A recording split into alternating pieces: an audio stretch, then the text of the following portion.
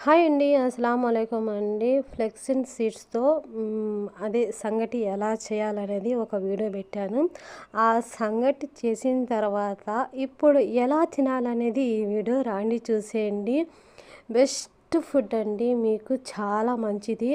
నేను ఆల్రెడీ చెప్పాను కదా! ఇవి చేపలు నెల్లూరు చేపల పులుసని చేశాను. కానీ ఏందంటే కారం తక్కువ వేశాను. మా సారోళ్ళు తినరు కాబట్టి సేమ్ ప్రాసెస్ చేశాను.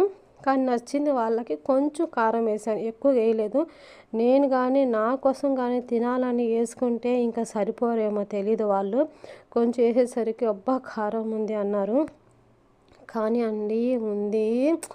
ఎందుకంటే ఈ ఫ్లెక్సన్ సీడ్స్ చాలా బెనిఫిట్.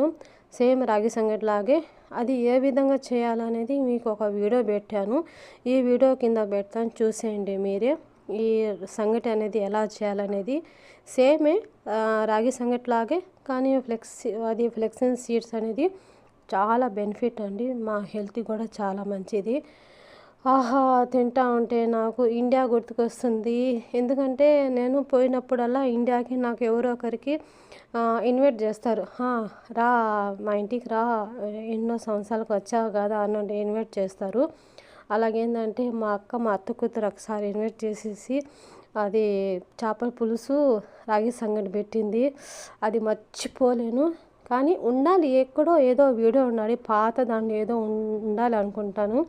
అది మాత్రం మర్చిపోను. సూపర్ ఉంటుంది ఆ టేస్ట్. అంటే పల్లెటూరు కదా, పల్లెటూరు